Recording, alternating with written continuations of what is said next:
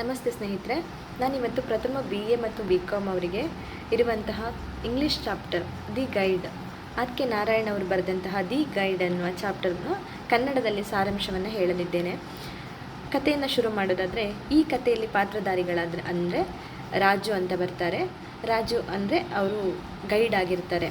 ಹಾಗೆಯೇ ರಾಜುವಿನ ತಾಯಿ, ಹಾಗೆ ವೆಲೆನ್ ಅಂದರೆ ರಾಜುವಿನ ಸ್ನೇಹಿತ ಅಥವಾ ರಾಜುವಿನ ಜೊತೆಗೆ ತುಂಬ ಸಮಯ ಕೊನೆ ಕಾಲದಲ್ಲಿ ಅವನ ಜೊತೆ ಕಳೆಯಲಿರುವಂತಹ ಒಬ್ಬ ವ್ಯಕ್ತಿ ವೆಲೆನ್ ಅಂತ ಬರ್ತಾರೆ. ಹಾಗೆ ವೆಲೆನ್ ಸಿಸ್ಟರ್ ಒಬ್ಬರು ಇದ್ದಾರೆ, ಅವರು ಬರ್ತಾರೆ ಈ ಕಥೆಯಲ್ಲಿ. ಹಾಗೆಯೇ ಕತೆಗೆ ತಿರುವನ್ನು ನೀಡುವಂತಹ ಮಾರ್ಕೋ ಮತ್ತು ರೋಸಿ ಎನ್ನುವ ಎರಡು ಕ್ಯಾರೆಕ್ಟರ್ ಕೂಡ ಬರ್ತದೆ. ಇವರು ಇಷ್ಟು ಜನ ಕ್ಯಾರೆಕ್ಟರ್ ಇದರಲ್ಲಿ ಇಂಪಾರ್ಟೆಂಟ್ ಆಗಿರ್ತದೆ. ದ ಗೈಡ್ ಚಾಪ್ಟರಲ್ಲಿ ರಾಜು ಎನ್ನುವಂತಹ ಕ್ಯಾರೆಕ್ಟರ್ ಇದ್ದಾರಲ್ಲ, ಅವರು ಪ್ರೋಟೋಗನಿಸ್ಟ್ ಅಂತಾರೆ, ಅಂದರೆ ಕಥೆಯ ನಾಯಕರಾಗಿರ್ತಾರೆ.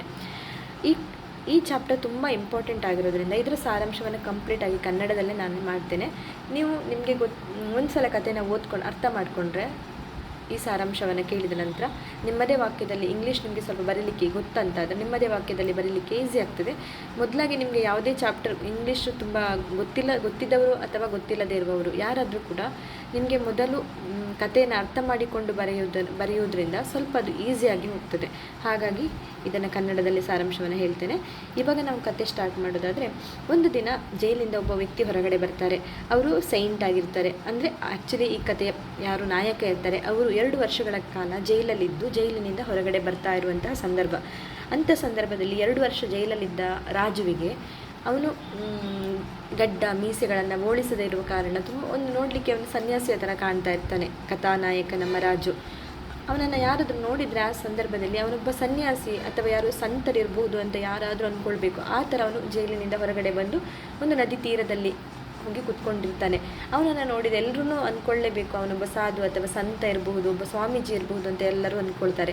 ಅದೇ ತರಹ ನಮ್ಮ ಕಥೆಯಲ್ಲಿ ಬರುವಂತಹ ವೆಲೆನ್ ಎನ್ನುವ ಒಬ್ಬ ಕ್ಯಾರೆಕ್ಟರ್ ಅವನನ್ನು ನಿಜವಾಗ್ಲೂ ಸಂತರೆಂದೇ ನಂಬಿ ಅವರ ಜೊತೆ ಸ್ನೇಹ ಬೆಳೆಸ್ತಾರೆ. ಹಾಗೆ ಅವನಿಗೆ ಅಲ್ಲಿ ಇರಲಿಕ್ಕೆ ವ್ಯವಸ್ಥೆ ಮಾಡಿಕೊಡುವಂತಹದ್ದನ್ನು ಅವ್ರು ಮಾಡ್ತಾರೆ. ಅವನು ಇರುವಂತಹ ನದಿ ತೀರದಲ್ಲಿರುವಂತಹ ದೇವಸ್ಥಾನದಲ್ಲಿ ಅದೇ ಅವನು ನಮ್ಮ ರಾಜು ಅಂದರೆ ಸನ್ಯಾಸಿ ಅಂತ ತಿಳಿದುಕೊಂಡಿರೋ ನಮ್ಮ ರಾಜುವಿಗೆ ಇರಲು ವ್ಯವಸ್ಥೆಯನ್ನೆಲ್ಲ ನಮ್ಮ ವೆಲೆನ್ ಅನ್ನುವರು ಮಾಡಿರ್ತಾರೆ. ವೆಲೆನ್ಗೆ ಯಾಕೆ ರಾಜುವಿನ ಮೇಲೆ ಅತಿಯಾದ ಒಂದು ನಂಬಿಕೆ ಭಕ್ತಿ ಯಾಕೆ ಅಂದರೆ, ವೆಲೆನ್ಗೆ ಒಬ್ಬಳು ತಂಗಿ ಇರ್ತಾಳೆ. ಆ ವೆಲೆನ್ಗೆ ತಂಗಿಗೆ ಮದುವೆ ಮಾಡಿಸ್ಲಿಕ್ಕೆ ವೆಲೆನ್ ತಯಾರಾಗಿರ್ತಾನೆ. ಬಟ್ ವೆಲೆನ್ನ ತಂಗಿ ಮದುವೆಗೆ ಒಪ್ಪುವುದೇ ಇಲ್ಲ. ಯಾವುದೇ ಕಾರಣಕ್ಕೂ ಅವಳು ಮದುವೆಯನ್ನು ಮುಂದೆ ಹಾಕ್ತಾಳೆ. ಮದುವೆ ಬಗ್ಗೆ ಅವಳಿಗೆ ಆಸಕ್ತಿ ಇರುವುದಿಲ್ಲವೋ ಏನೋ ಒಂದು ಕಾರಣಕ್ಕೆ ಅವಳು ಮದುವೆ ಬಗ್ಗೆ ಆಸಕ್ತಿ ಇಲ್ಲದೆ ಇರುವುದು ಏನೋ ಒಂದು ರೀಸನಿಂದಾಗಿ ಮುಂದೆ ಹಾಕ್ತಾ ಇರ್ತಾಳೆ. ಒಂದಿನ ಅವನು ವೆಲೆನ್ ಏನು ಮಾಡ್ತಾನೆ, ತಂಗಿಯನ್ನು ಈ ಸಾಧು ನಮ್ಮ ರಾಜು ಇದ್ದಾರಲ್ಲ ಕಥಾನಾಯಕ, ಅವರ ಜೊತೆ ಕರ್ಕೊಂಡು ಬಂದು ಮಾತಾಡಿಸಿ ರಾಜುವನ್ನು ಅವರು ಹೇಗೋ ಮನವೊಲಿಸಿ ವೆಲೆನ್ನನ್ನು ಮದುವೆಗೆ ಒಪ್ಪಿಸ್ತಾರೆ. ಅದರ ನಂತರ ಮೊದಲೇ ಅವನು ಸಾಧು ಸಂತರೆಂದು ಅವನು ನಂಬಿದ್ರಿಂದ ಇಡೀ ಊರವರು ಕೂಡ ಅವನ ನಂಬಿಕೆಯನ್ನು ನೋಡಿ ಹೌದು ಇರ್ಬೋದು ಎಂದುಕೊಂಡು ಎಲ್ಲರೂ ನಮ್ಮ ರಾಜುವನ್ನು ನಂಬಿರ್ತಾರೆ. ಸಂತರೆಂದೇ ಅಥವಾ ಸ್ವಾಮೀಜಿ ಅಥವಾ ಸೈಂಟ್ ಅಂತ ನಂಬಿರ್ತಾರೆ ಅವನನ್ನು. ಹಾಗೆ ಅದಕ್ಕೆ ಪೂರಕವಾಗಿ ವೆಲೆನ್ನ ಸಿಸ್ಟರ್ನ ಮದುವೆಗೆ ಇವರು ಒಪ್ಪಿಸಿರುವ ಕಾರಣ ಅವರಿಗೆಲ್ಲ ತುಂಬ ಖುಷಿ ಆಗ್ತದೆ. ಇವರು ಅಸಾಧಾರಣ ವ್ಯಕ್ತಿ, ಇವರು ಹೇಳಿದ್ರೆಲ್ಲ ಕೇಳ್ತಾರೆ, ಇವರು ಹೇಳಿದ್ರೆಲ್ಲ ಆಗ್ತದೆ, ಹಾಗೆ ಎಲ್ಲ ಜನರು ನಂಬಿರ್ತಾರೆ ವೆಲೆನ್ನನ್ನು, ನಮ್ಮ ರಾಜುವನ್ನು. ಹಾಗೆ ಒಂದಿನ ಏನಾಯ್ತಂದರೆ, ಊರಿಗೆ ಮಳೆ ಕೂಡ ಬರ್ತಾ ಇರೋದಿಲ್ಲ. ತುಂಬ ಟೈಮಿಂದ ಮಳೆ ಬರ್ತಾ ಇರೋದಿಲ್ಲ. ಊರಿನ ಜನರಿಗೆ ಏನಾಗ್ತದೆ, ಒಂದು ಮಳೆ ಬಂದರೆ ನಮ್ಮ ಸಂತರಾದ ರಾಜು ಅಂತ ಅವರ ಹೆಸರು ಗೊತ್ತಿರೋದಿಲ್ಲ ಜನರಿಗೆ. ಈ ಸಂತರ ಹತ್ರ ಉಪವಾಸ ಮಾಡಲಿಕ್ಕೆ ಹೇಳಿದರೆ ಮಳೆ ಬರಬಹುದೇನೋ ನಮ್ಮೂರಿಗೆ ಅಂತ ಎಲ್ಲರೂ ಬೇಡಿಕೆ ಇಡ್ತಾರೆ ಸಂತರ ಹತ್ರ. ಆಗ ಉಪವಾಸ ಮಾಡೋದು ಆ ಕ್ಷಣದಲ್ಲಿ ರಾಜುಗೆ ಏನು ಅನ್ನಿಸ್ತದೆ ಅಂದರೆ, ಊರಿನ ಜನರಿಗೋಸ್ಕರ ಏನಾದರೂ ಮಾಡಬೇಕು ನಾನು ಅಂದರೆ. ಆ್ಯಕ್ಚುಲಿ ಅವನ ಕತೆ ತುಂಬ ಇರ್ತದೆ ಹಿಂದಿನ ಕಥೆನ, ಆದರೆ ನನ್ನ ಈ ಕಥೆನ ನಾನು ಯಾರಿಗಾದರೂ ಹೇಳಬೇಕಲ್ಲ. ನಾನು ಆ್ಯಕ್ಚುಲಿ ಸಂತ ಆಗಿರುವುದಿಲ್ಲ, ನನ್ನ ನಿಜವಾದ ಜೀವನ ಏನು, ನಾನು ಯಾರು ಎಲ್ಲವನ್ನು ನಾನು ಹೇಳಬೇಕು ಅಂತ ವೆಲೆನ್ ಹತ್ರ ಕೇಳ್ತಾನೆ. ವೆಲೆನ್, ನೀನು ಕೇಳಿಲ್ಲಿ, ನೀವೆಲ್ಲ ಅಂದುಕೊಂಡಂತೆ ನಾನು ಸಂತನಲ್ಲ ಅಥವಾ ಯಾವುದೇ ದೊಡ್ಡ ಸ್ವಾಮೀಜಿನೂ ಅಲ್ಲ, ನನ್ನ ಕಥೆಯನ್ನು ನೀನು ಕಂಪ್ಲೀಟಾಗಿ ಕೇಳಲೇಬೇಕು ಎಂದುಕೊಂಡು ವೆಲೆನ್ನ ಕೂರಿಸ್ಕೊಂಡು ತನ್ನನ್ನು ಕತೆ ಹೇಳ್ತಾರೆ. ಈವಾಗ ಕಥೆಯಲ್ಲಿರೋದು ಮುಖ್ಯ ಅಂಶವಾದಂದರೆ ಅಂಶ ಅಂದರೆ ಈಗ ಬರ್ತದೆ. ಈ ರಾಜು ಅಂದರೆ ಯಾರಂದರೆ, ಮಾಲ್ಗುಡಿ ಎನ್ನುವಂಥ ಒಂದು ಊರಿರ್ತದೆ, ದೊಡ್ಡ ಊರು ಮಾಲ್ಗುಡಿ ಎನ್ನುವಂಥ ಊರಲ್ಲಿ ರಾಜದೊಂದು ಸಣ್ಣ ಟೀ ಸ್ಟಾಲ್ ಇರುತ್ತೆ. ಟೀ ಸ್ಟಾಲಲ್ಲಿ ಅವನು ಟೀ ಹಾಕೊಂಡು, ಅವನ ತಂದೆ ತೀರಿ ಹೋಗಿರುವ ಕಾರಣ ತಂದೆ ನಡೆಸ್ಕೊಂಡು ಹೋಗ್ತಿದ್ದ ಆ ಟೀ ಸ್ಟಾಲನ್ನು ನಮ್ಮ ರಾಜು ನಡೆಸ್ಕೊಂಡು ಹೋಗ್ತಾ ಇರ್ತಾರೆ. ಹಾಗಾಗಿ ಅವನಿಗೆ ಬೇರೆ ಅಂತ ಏನು ಕೆಲಸ ಇಲ್ಲ. ಈ ಟೀ ಸ್ಟಾಲನ್ನು ನಡೆಸ್ಕೊಂಡು ತಂದೆ ಬಿಸ್ನೆಸ್ಸನ್ನೇ ಮುಂದುವರಿಸ್ಕೊಂಡು ಹೋಗೋದು ರಾಜುದ ಕೆಲಸ ಆಗಿರ್ತದೆ. ಹಾಗೆಯೇ ಅವನಿಗೆ ಆ ಊರಲ್ಲಿ ಮಾಲ್ಗುಡಿ ತುಂಬ ಪ್ರವಾಸಿ ತಾಣವಾಗಿರುವುದರಿಂದ ಅಲ್ಲಿ ಬೆಟ್ಟ ಗುಡ್ಡಗಳು ಗುಹೆಗಳು ಐತಿಹಾಸಿಕ ಸ್ಥಾನಗಳೆಲ್ಲ ಇರೋದ್ರಿಂದ ಆ ಊರಿಗೆ ಬರುವವರಿಗೆಲ್ಲರಿಗೆ ಗೈಡ್ ಬೇಕಾಗಿರ್ತಾರೆ. ರಾಜುಗೆ ನಿಜವಾಗಿ ಹೇಳಬೇಕಂದ್ರೆ ರಾಜುಗೆ ಆ ಊರಿನಲ್ಲಿರುವ ದೇವಸ್ಥಾನ ಅದ್ರ ಬಗ್ಗೆ ಅತಿಯಾದ ಮಾಹಿತಿ ಏನು ಇಲ್ಲವಾದರೂ ಕೂಡ ಅವನು ತನ್ನದೇ ರೀತಿಯಲ್ಲಿ ತನ್ನದೇ ಆದ ಕಥೆಯನ್ನು ಹೇಳಿಕೊಂಡು ಜನರನ್ನೆಲ್ಲ ನಂಬಿಸಿ ಕತೆ ಹೇಳ್ತಾ ಇದ್ದ. ಹಾಗಾಗಿ ಅವನು ಕೂಡ ಟೀಮ್ ಆಗೋದ್ರ ಜೊತೆಗೆ ಗೈಡ್ ಕೂಡ ಆಗಿದ್ದ. ಸೊ ಅವನನ್ನು ಗೈಡ್ ಅಂತಲೇ ಜನರೆಲ್ಲರೂ ನಂಬಿದ್ರು. ಹಾಗೆ ಟೀ ಸ್ಟಾಲ್ ನಡೆಸ್ಕೊಂಡು ಗೈಡ್ ಆಗಿ ಜೀವನ ನಡೆಸ್ಕೊಂಡು ಹೋಗ್ತಾ ಇದ್ದ. ಒಂದು ದಿನ ಆ ಊರಿಗೆ ಮಾರ್ಕೋ ಮತ್ತು ರೋಸಿ ಅಂತ ಇಬ್ಬರು ಟೂರಿಸ್ಟ್ ಬರ್ತಾರೆ. ಈ ಮಾರ್ಕೋ ಎನ್ನುವಂಥವನು ದೊಡ್ಡ ವಿದ್ವಾಂಸನಾಗಿದ್ದು ಅವನು ಗುಹೆ ಮತ್ತು ಐತಿಹಾಸಿಕ ಸ್ಥಾನಗಳ ಬಗ್ಗೆ ಅಧ್ಯಯನ ಮಾಡಲಿಕ್ಕೆ ಅಂತ ಊರಿಗೆ ಬರುವುದು. ಹಾಗೆ ಅವರು ಗೈಡನ್ನಾಗಿ ನಮ್ಮ ರಾಜುವನ್ನು ಗೈಡನ್ನಾಗಿ ತಗೊಳ್ತಾರೆ. ಊರಿನ ಬಗ್ಗೆ ನಮಗೆಲ್ಲ ಹೇಳಿ ಅಂತ ಹೇಳಿ ಅವರು ಸ್ವಲ್ಪ ದಿನ ಅದೇ ಊರಲ್ಲಿ ಇರ್ತಾರೆ. ಹಾಗೆ ಊರಲ್ಲೆಲ್ಲ ರಿಸರ್ಚ್ ಮಾಡಲಿಕ್ಕೆ ಅಂತ ಬಂದಿರೋದ್ರಿಂದ ಊರಲ್ಲಿ ಅವರು ಸ್ಟೇ ಆಗಿರಬೇಕಾಗುತ್ತೆ. ಅಂಥ ಸಂದರ್ಭದಲ್ಲಿ ರಾಜು ಅವರಿಗೆ ಗೈಡಾಗಿ ಎವ್ರಿಡೇ ಹೋಗಿ ಅವ್ರ ಜೊತೆ ಅವರಿಗೆಲ್ಲ ತಾಣಗಳ ಬಗ್ಗೆ ಹೇಳ್ತಾ ಇದ್ದ. ಇಂಥ ಸಂದರ್ಭದಲ್ಲಿ ಒಂದಿನ ಅವರು ಟೂರಿಸ್ಟ್ಗಳು ಪ್ರವಾಸ ಮಾಡ್ತಾ ಇರಬೇಕಾದ್ರೆ ಅಲ್ಲಿ ಒಂದಿನ ಹಾವಾಡಿಸ್ತಾ ಇರ್ತಾರೆ. ಹಾವಾಡಿಸೋದನ್ನು ನೋಡಿ ರೋಸಿಗೆ ತುಂಬ ಇಷ್ಟ ಆಗುತ್ತೆ. ಹಾಗೆ ಅವಳು ಹಸ್ಬೆಂಡ್ ಆದ ತನ್ನ ಗಂಡನಾದ ಮಾರ್ಕೋ ಹತ್ರ ಹೇಳ್ತಾರೆ, ನಾವು ಹತ್ತಿರ ಹೋಗಿ ಅದನ್ನು ನೋಡ್ಕೊಂಡು ಬರುವ ಅಂತ ಹೇಳಿ ಆ ಹಾವು ನೃತ್ಯ ಮಾಡೋದನ್ನು ನೋಡಿ ಅವಳಿಗೆ ತುಂಬ ಖುಷಿ ಆಗ್ತದೆ. ಈ ರೋಸಿನ ತಂದೆ ಕೂಡ ಖ್ಯಾತ ಡ್ಯಾನ್ಸರ್ ಆಗಿರ್ತಾರೆ. ಹಾಗೆ ಅವಳಿಗೆ ಕೂಡ ಅದರದ್ದು ಡ್ಯಾನ್ಸ್ ಬಗ್ಗೆ ತುಂಬ ಆಸಕ್ತಿ ಮತ್ತು ಅವಳು ಮಾಡ್ತಾಳೆ ಡ್ಯಾನ್ಸನ್ನು. ಮಾರ್ಕೋಗೆ ಇಷ್ಟವಿಲ್ಲದಿದ್ದರೆ ಸಹ ಅವಳ ಹೆಂಡತಿಯ ಆಸೆಗಾಗಿ ಗೈಡ್ ಜೊತೆ ಸೇರಿಕೊಂಡು ಆ ಹಾವಡಿಗಳ ನೃತ್ಯ ನೋಡಲಿಕ್ಕೆ ಹೋದಾಗ ಮಾರ್ಕೋ ಅದು ಹಾವು ನೃತ್ಯ ಮಾಡುವುದನ್ನು ನೋಡಿ ಅದೇ ತರಹ ರೋಸಿ ಕೂಡ ನೃತ್ಯ ಮಾಡಲಿಕ್ಕೆ ಶುರು ಮಾಡ್ತಾಳೆ. ಅವಳ ನೃತ್ಯ ನೋಡಿ ಗೈಡಾದ ರಾಜುವಿಗೆ ತುಂಬ ಆಶ್ಚರ್ಯ ಆಗ್ತದೆ. ಎಷ್ಟು ಸುಂದರವಾಗಿ ನೃತ್ಯ ಮಾಡ್ತಿದ್ದಾಳೆ ಇವಳ ನೃತ್ಯ ಎಷ್ಟು ಚೆನ್ನಾಗಿ ಮಾಡ್ತೀರ ನೀವು ಅಂತ ಅವಳನ್ನು ಹೊಗಳಲಿಕ್ಕೆ ಶುರು ಮಾಡ್ತಾಳೆ. ಅವಳ ಹೊಗಳೋಕೆ ಕೇಳಿ ರೋಸಿಗೆ ತುಂಬ ಖುಷಿ ಆಗ್ತದೆ. ಯಾಕಂದರೆ ಇಷ್ಟು ವರ್ಷದಲ್ಲಿ ಮಾರ್ಕೋ ಜೊತೆಗೆ ಇದ್ದಾಗಲೂ ಕೂಡ ಅವಳ ಇಷ್ಟ ಕಷ್ಟಗಳನ್ನು ಕೇಳಿರ್ತಿರೋದಿಲ್ಲ. ಹಾಗೆ ಮತ್ತು ಯಾರು ಅವಳಿಗೆ ಏನು ಇಷ್ಟ ಅದ್ರ ಪ್ರಕಾರ ಅವನು ನಡೆದುಕೊಳ್ತಿರಲಿಲ್ಲ. ಅವನಿಗೆ ತನ್ನದೇನೋ ರಿಸರ್ಚ್ ಇದೆ, ತನ್ನ ಕೆಲಸ ಏನಿದೆ ಅದ್ರ ಬಗ್ಗೆ ಮಾತ್ರ, ಹೆಂಡತಿಯ ಇಷ್ಟ ಕಷ್ಟದ ಬಗ್ಗೆ ಅವಳು ಕೇಳಲಿಕ್ಕೆ ಆಗಲಿ ಅದಕ್ಕೆ ಸಪೋರ್ಟ್ ಮಾಡೋದು ಏನು ಮಾಡ್ತಾ ಇರಲಿಲ್ಲ. ಆದ ಕಾರಣ ರೋಸಿಗೆ ಇವತ್ತು ರಾಜು ಮಾಡಿದ ಅಪ್ರಿಷಿಯೇಷನ್ ನೋಡಿ ಅವಳಿಗೆ ಖುಷಿಯಾಗಿ ಅವಳು ಹೇಳ್ತಾಳೆ, ಧನ್ಯವಾದಗಳನ್ನು ಹೇಳ್ತಾಳೆ. ಹಾಗೆ ಅವಳು ನೋಡಲಿಕ್ಕೆ ಕೂಡ ತುಂಬ ಸುಂದರಿಯಾಗಿರ್ತಾಳೆ ರೋಸಿ ಅನ್ನುವವಳು. ಹಾಗೆ ಇದೇ ಥರ ಅವ್ರ ಜೀವನ ನಡೀತಾ ಇರ್ತದೆ. ಅವನು ತನ್ನ ರಿಸರ್ಚ್ಗಳು ಮಾಡೋದು ಅದೇ ಕೆಲಸದಲ್ಲಿ ಮುಳುಗಿದ್ದಾಗ ರೋಸಿ ಮತ್ತು ರಾಜು ಇಬ್ಬರು ಕೂಡ ಟೂರಿಸ್ಟ್ ಪ್ಲೇಸ್ಗಳನ್ನು ನೋಡೋದು ಅದು ಹೀಗೆ ನೋಡುವ ಕಾರಣಗಳಿಂದ ತುಂಬ ಜಾಸ್ತಿ ಅವರಿಬ್ಬರು ಕ್ಲೋಸ್ ಆಗಲಿಕ್ಕೆ ಸ್ಟಾರ್ಟ್ ಆಗ್ತಾರೆ. ಆದರೆ ಮಾರ್ಕ್ ಎನ್ನುವಂಥವನು ಅವನು ತನ್ನದೇ ಕೆಲಸದಲ್ಲೇ ಮುಳುಗಿರ್ತಾನೆ. ಇಂತಹ ಸಂದರ್ಭದಲ್ಲಿ ಒಂದಿನ ನಮ್ಮ ಕಥಾನಾಯಕರಾದ ರಾಜುಗೆ ಅನ್ನಿಸ್ತದೆ, ಈ ರೋಸಿ ಯಾಕೋ ನನ್ನ ಜೊತೆ ತುಂಬ ಇತ್ತೀಚೆಗೆ ತುಂಬ ಹತ್ತಿರವಾಗ್ತಾ ಇದ್ದಾಳೆ, ಇದರ ಅರ್ಥ ಇವಳಿಗೆ ನನ್ನ ಮೇಲೆ ಪ್ರೀತಿ ಏನಾದರೂ ಇರ್ಬೋದಾ ಎನ್ನುವ ಒಂದು ಅನುಮಾನವನ್ನು ತುಂಬ ದಿನ ಇಟ್ಕೊಂಡಿರೋದ್ರಿಂದ ಒಂದಿನ ಅವಳ ಹತ್ರ ಕೇಳ್ತಾಳೆ, ನಿನಗೆ ನನ್ನ ಮೇಲೆ ಏನಾದರೂ ಪ್ರೀತಿ ಇದೆಯಾ ಈ ಥರ ಒಂದು ಕೇಳ್ತಾಳೆ. ಅಂಥ ಸಂದರ್ಭದಲ್ಲಿ ರೋಸಿ ಹೇಳ್ತಾಳೆ, ಇಲ್ಲ ನಾನು ನನ್ನ ಮಾರ್ಕೋವನ್ನು ತುಂಬ ಪ್ರೀತಿಸ್ತೇನೆ, ನಾನು ಅವನ ಜೊತೆನೇ ಇರ್ತೇನೆ, ಅಂತಹ ಯಾವುದೇ ನನಗೆ ನಿನ್ನ ಜೊತೆ ಇಲ್ಲ, ನೀವು ನಮ್ಮ ಗೈಡ್ ಆಗಿರೋದ್ರಿಂದ ನಿಮ್ಮ ಜೊತೆ ನನ್ನ ಕಷ್ಟಗಳನ್ನು ಹೇಳ್ಕೊಳ್ತಾ ಇದ್ದೇವೆ, ನನಗೆ ನಿಮ್ಮ ಮೇಲೆ ಯಾವುದೇ ಥರ ಪ್ರೀತಿಯ ಅಂತಹ ಭಾವನೆಗಳಿಲ್ಲ ಎಂದು ಹೇಳ್ತಾಳೆ. ಅಂಥ ಸಂದರ್ಭದಲ್ಲಿ ರಾಜು ಆಮೇಲೆ ಅವನು ಆ ಥರ ಕ್ವಶನನ್ನು ಮತ್ತೆ ಅವಳ ಹತ್ರ ಕೇಳಿರಲಿಲ್ಲ. ಹಾಗೆ ಒಂದು ದಿನ ರೋಸಿ ಮತ್ತು ಮಾರ್ಕೋ ಇಬ್ಬರು ಅವರದ್ದೇ ಮಾತುಕತೆ ನಡೆಸ್ತಾ ಇರುವಾಗ ಒಂದಿನ ರೋಸಿಗೆ ಮಾರ್ಕೋನ ಅತಿಯಾದ ಅವನ ಕೆಲಸದಲ್ಲಿರುವಂಥ ವಿಷಯ, ತನ್ನ ಮೇಲೆ ಅವನು ತೋರಿಸ್ತಿರುವ ಔದಾಸೀನ್ಯವನ್ನು ನೋಡಿ ಒಂದಿನ ಅವಳಿಗೆ ತುಂಬ ಬೇಜಾರಾಗಿ ಅವನ ಹತ್ರ ಹೇಳ್ತಾಳೆ.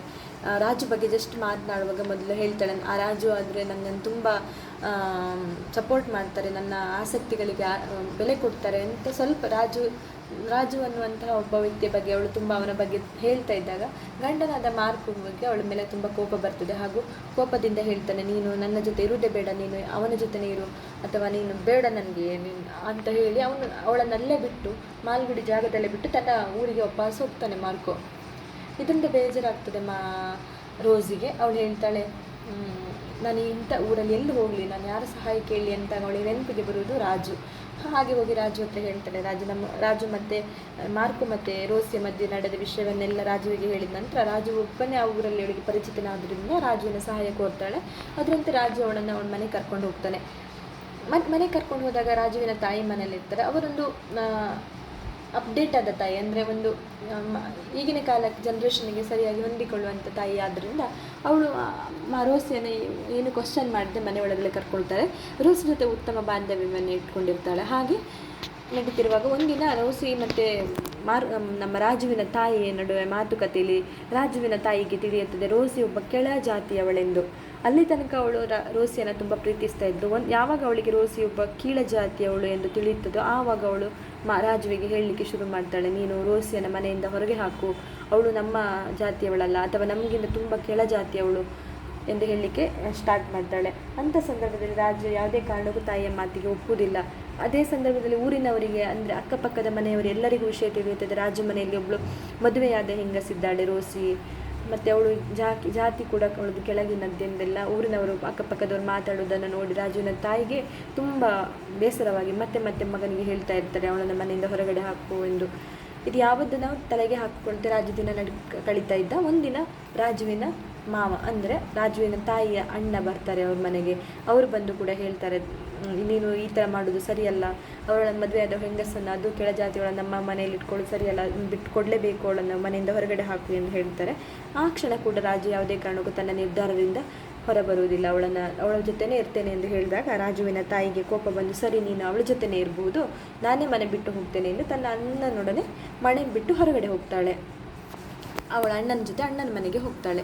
ಸೊ ಈಗ ಮನೆಯಲ್ಲಿ ರಾಜು ಮತ್ತು ರೋಸಿ ಇಬ್ಬರೇ ಆಗಿರ್ತಾರೆ.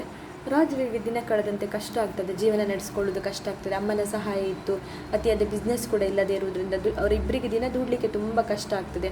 ಅಂತಹ ಸಂದರ್ಭದಲ್ಲಿ ರೋಸಿ ಒಂದು ನಿರ್ಧಾರ ತಗೊಳ್ತಾಳೆ, ದಟ್ ಅದು ಅವಳೊಬ್ಬ ಡ್ಯಾನ್ಸರ್ ಆಗಿರೋದ್ರಿಂದ ನಾನು ನೃತ್ಯ ಪ್ರದರ್ಶನ ನೀಡಿ ದುಡ್ಡು ಮಾಡ್ತೇನೆ, ಸ್ವಲ್ಪ ದುಡಿಬಹುದು ನಾವು ಇದರಿಂದ ಅಂತ ಹೇಳಿ ರಾಜುವಿನ ಒಪ್ಪಿಸಿ ಇಬ್ಬರು ಈ ಕೆಲಸಕ್ಕೆ ಇಳಿತಾರೆ. ಸೊ ಎಲ್ಲ ಕಡೆ ರಾಜು ಮತ್ತು ರೋಸಿ ಹೋಗಿ ರೋಸಿಯನ್ನು ನೃತ್ಯ ಮಾಡಿದರೆ ರಾಜು ಎಲ್ಲ ಕಡೆ ಕಾರ್ಯಕ್ರಮಗಳನ್ನು ಹಮ್ಮಿಕೊಳ್ಳೋದು, ಕಾರ್ಯಕ್ರಮಕ್ಕೆ ರುಜು ನೀಡುವುದು, ಇಂತಹ ಕೆಲಸಗಳನ್ನೆಲ್ಲ ಮಾಡ್ತಿದ್ದ. ನೆಕ್ಸ್ಟ್ ಎಲ್ಲಿ ಕಾರ್ಯಕ್ರಮ ನೀಡಬೇಕು ಇಂತಹದ್ದೆಲ್ಲ ವ್ಯವಸ್ಥೆಯನ್ನು ರಾಜುನೇ ನೋಡ್ಕೊಳ್ತಿದ್ದ. ರೋಸಿ ಅಲ್ಲಿ ಹೋಗಿ ಪ್ರದರ್ಶನ ನೀಡ್ತಾ ಇದ್ಲು. ದಿನ ಕಳೆದಂತೆ ಅವ್ರು ತುಂಬ ದುಡಿತಾನೂ ಇದ್ದರು. ರೋಸಿ ನೃತ್ಯ ತುಂಬ ಸುಂದರವಾಗಿರೋದ್ರಿಂದ ಅವಳಿಗೆ ಅನೇಕ ಅವಕಾಶಗಳು ಸಿಗ್ತಾ ಇತ್ತು. ಹಾಗೆ ಅವಳು ತುಂಬ ದುಡ್ಡು ಕೂಡ ಮಾಡ್ತಾ ಇದ್ಲು. ಆ ದುಡ್ಡೆಲ್ಲ ರಾಜುವಿನ ಇಟ್ಕೊಳ್ತಿದ್ದ. ದಿನ ಕಳೆದಂತೆ ರಾಜುವಿಗೆ ಹಣದ ವ್ಯಾಮೋಹ ಜಾಸ್ತಿ ಆಯಿತು ಹೊರತು ರೋಸಿಯ ಬಗ್ಗೆ ತಲೆನೇ ಕೆಡಿಸಿಕೊಳ್ಳಲಿಲ್ಲ. ರೋಸಿಗೆ ದಿನ ಕಳೆದಂತೆ ಆರೋಗ್ಯ ಹದಗೆಡುತ್ತಾ ಇದ್ರು. ರೋಸಿನ ಅತಿಯಾಗಿ ಡ್ಯಾನ್ಸ್ಗೆ ಪ್ರದರ್ಶನಕ್ಕೆ ಕಳಿಸಿಬಿಟ್ಟು ಅವಳನ್ನು ಅತಿಯಾಗಿ ಹೈರಾಣಾಗುವಂತೆ ಮಾಡ್ತಾ ಇದ್ದ. ಇದರಿಂದ ರೋಸಿಗೆ ಒಂದಿನ ತಿಳಿಯುತ್ತೆ, ಇವನಿಗೆ ನನ್ನ ಹಣದ ಮೇಲೆ ಇರೋದು ವ್ಯಾಮೋಹವಷ್ಟೇ, ತನ್ನ ಮೇಲೆ ಯಾವುದೇ ವ್ಯಾಮೋಹ ಇಲ್ಲ ಎಂದು ಅರಿವಾಗ್ತದೆ.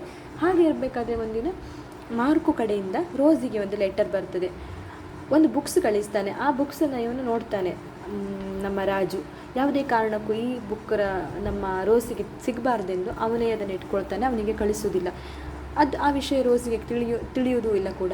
ಹಾಗೆ ನಡೀತಾ ಇರಬೇಕಾದ್ರೆ ಇನ್ನೊಂದು ದಿನ ಮತ್ತೊಂದು ಪತ್ರ ಬರ್ತದೆ. ಆ ಪತ್ರದಲ್ಲಿ ಏನಿರ್ತದೆ ಅಂದರೆ, ನಿನ್ನದು ಏನು ಒಡವೆ ಇದೆ, ನಿನ್ನದಾಗಿರುವಂತಹ ಏನೇನು ಹಣಕಾಸು ಒಡವೆ ಏನೇನಿದೆ ಅದನ್ನೆಲ್ಲ ನಾನು ನಿನಗೆ ವಾಪಸ್ ಕಳಿಸ್ತಾ ಇದ್ದೇನೆ ಅಂತ, ಅದಕ್ಕೆ ನಿನ್ನ ರುಜು ಬೇಕು ಎಂದು ಮಾರ್ಕು ಒಂದು ಲೆಟರ್ ಕಳಿಸಿರ್ತಾನೆ.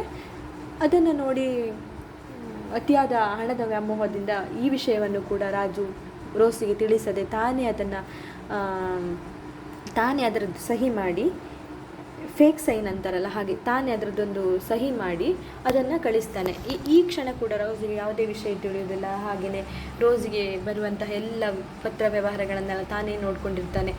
ಇದು ಎಷ್ಟು ದಿನ ಈ ಕೆಲಸ ಹೀಗೆ ಮಾಡ್ತಿದ್ರೆ ಎಷ್ಟು ದಿನ ನಡೆಯುತ್ತಲ್ವ, ಹಾಗೆಯೇ ಇದೇ ಕೆಲಸ ಇದೇ ಥರ ಆಗ್ತಿತ್ತು. ರೋಸಿಯ ಯಾವುದೇ ವಿಷಯವೂ ಕೂಡ ಮಾರ್ಕೋನ ಯಾವ ವಿಷಯನೂ ರೋಸಿಗೆ ತಲುಪದೇ ಇರುವ ಥರ ಮಾಡ್ತಾ ಇದ್ದ. ಹಾಗೂ ರೋಸಿಯನ್ನು ಅತಿಯಾಗಿ ಡ್ಯಾನ್ಸಿಗೆ ಪ್ರದರ್ಶನಕ್ಕೆ ಕಳಿಸಿ ಹಣ ಮಾಡುವುದು ಮುಂದೆ ಅವನ ಉದ್ದೇಶ ಥರ ಆಗಿತ್ತು. ಅಂತಹ ಸಂದರ್ಭದಲ್ಲಿ ಒಂದು ದಿನ ಇವನು ಮಾಡಿರುವುದು ಆಟಗಳೆಲ್ಲ ಬಯಲಿಗಾಗ್ತದೆ. ಅವನು ಜೈಲಿಗೆ ಹೋಗಬೇಕಾದಂಥ ಪರಿಸ್ಥಿತಿ ಬರ್ತದೆ. ನಮ್ಮ ರಾಜು ಜೈಲಿಗೆ ಹೋಗಬೇಕಾದ ಪರಿಸ್ಥಿತಿ ಬರ್ತದೆ. ಅಂದರೆ ಅವನು ಫೇಕ್ ಸೈನ್ ಮಾಡಿ ಎಲ್ಲ ರುಜು ಹಾಕಿದ್ದರಿಂದ ಫೇಕಾಗಿ ಅವನೇ ಸಹಿ ಹಾಕಿ ಪತ್ರ ವ್ಯವಹಾರಗಳನ್ನೆಲ್ಲ ಮೋಸದಿಂದ ತಾನೇ ಪಡ್ಕೊಂಡು ಮಾಡಿದ ಕಾರಣಕ್ಕೆ ಅವನಿಗೆ ಜೈಲಾಗುವಂಥ ಸಂದರ್ಭ ಬರ್ತದೆ. ಆಗ 2 ವರ್ಷ ಅವನು ಜೈಲಲ್ಲಿರಬೇಕಾದ ಸಂದರ್ಭ ಬರ್ತದೆ. ನಂತರ ಅವನು ಜೈಲಿಗೆ ಹೋಗಿ 2 ವರ್ಷ ಜೈಲಲ್ಲೇ ಇರ್ತಾನೆ. ಆ ಕ್ಷಣದಲ್ಲಿ ರೋಸಿಯ ಕಥೆ ಏನಾಗ್ತದೆ ಯಾವುದು ನಮ್ಮ ಲೇಖಕರು ಇಲ್ಲಿ ಹಾಕದೇ ಇರೋದ್ರಿಂದ ಮುಂದೆ ಕತೆ ನಡೆಯುವುದು ನಮ್ಮ ರಾಜು ಇದಾಗಿರ್ತದೆ. ರಾಜು ಜೈಲು 2 ವರ್ಷ ಅನುಭವಿಸಿ ಜೈಲಿನಿಂದ ಹೊರಗಡೆ ಬಂದಾಗ ಸೇಮ್ ಇವಾಗಲೇ ಹೇಳಿರುವಂತೆ ಜೈಲಿನಿಂದ ಹೊರಗಡೆ ಬರ್ತಾ ಇರುವಾಗ ವೆಲನ್ ಅವನನ್ನು ನೋಡ್ತಾನೆ. ಅವನೊಬ್ಬ ಸಂತ ಎಂದು ತಿಳಿದು ವೆಲನ್ ರಾಜುವನ್ನು ಅದೊಂದು ದೇವಸ್ಥಾನದಲ್ಲಿ ಅವನನ್ನು ಇರಲಿಕ್ಕೆ ವ್ಯವಸ್ಥೆ ಮಾಡ್ತಾರೆ. ದೇವಸ್ಥಾನದಲ್ಲಿದ್ದು ಅವನು ಸಂತರಾಗ್ತಾರೆ ಎನ್ನುವುದು ಈಗಾಗಲೇ ನಾವು ಫಸ್ಟ್ ಕಥೆಯ ಆರಂಭದಲ್ಲೇ ತಿಳಿದುಕೊಂಡಿದ್ದೇವೆ. ಹೀಗೆ ತನ್ನೆಲ್ಲ ಕಥೆಯನ್ನು ನಾನು ಹೀಗೆ ಒಬ್ಬ ಸಾಮಾನ್ಯ ಮನುಷ್ಯನಾಗಿ ಟೀಮ್ ಮಾಡ್ತಿದ್ದೆ, ಹಾಗೆ ಗೈಡ್ ಆದೆ. ಆನಂತರ ಮಾರ್ಕೊ ರೋಸಿ ಅವರು ಬಂದು ಅವರ ಜೀವನದಲ್ಲಿ ನಾನು ಮಧ್ಯೆ ಪ್ರವೇಶಿಸಿದೆ. ಆಮೇಲೆ ನಾನು ಮಾಡಿದ ತಪ್ಪಿನಿಂದಾಗಿ 2 ವರ್ಷ ಜೈಲು ಶಿಕ್ಷೆ ಅನುಭವಿಸಿ ನಾನು ಹೊರಗಡೆ ಬಂದೆ. ಆ ಕ್ಷಣದಲ್ಲಿ ನೀವು ನನ್ನನ್ನು ಒಬ್ಬ ಸಂತರೆಂದು ತಿಳಿದು ನನ್ನನ್ನು ಸಂತರನ್ನಾಗಿ ಮಾಡಿದ್ದೀರಿ ಎಂದು ಎಲ್ಲವನ್ನು ವೆಲನ್ಗೆ ಹೇಳ್ತಾನೆ. ಸೊ ವೆಲನ್ಗೆ ಇವನು ಇಷ್ಟು ಸ್ಟೋರಿ ಹೇಳಿದ ಮೇಲೂ ಕೂಡ ಅವನು ಒಬ್ಬ ಸಂತ ಎಂದು ಇವನ ನಂಬಿದ ಆ ನಂಬಿಕೆ ಬದಲಾಗಲೇ ಇಲ್ಲ. ನೀನು ನನಗೆ ನಾನು ನಿಮ್ಮನ್ನು ಸಂತರೆಂದು ಹೇಗೆ ನಂಬಿದ್ದೇನೋ, ನಿಮ್ಮ ಈ ಕತೆ ಕೇಳಿದ ಬಳಿಕವೂ ನಾನು ನಿಮ್ಮನ್ನು ಸಂತರೆಂದೇ ನಂಬ್ತೇನೆ. ಹಾಗೆ ಮಳೆ ಬರಲಿ ಎಂದು ನೀವು ಅಮರಣಾಂತ ಉಪವಾಸವನ್ನು ಮಾಡ್ತಿದ್ದೀರಾ ಈ ಮಳೆಗೋಸ್ಕರ. ಆ ನಿಮ್ಮ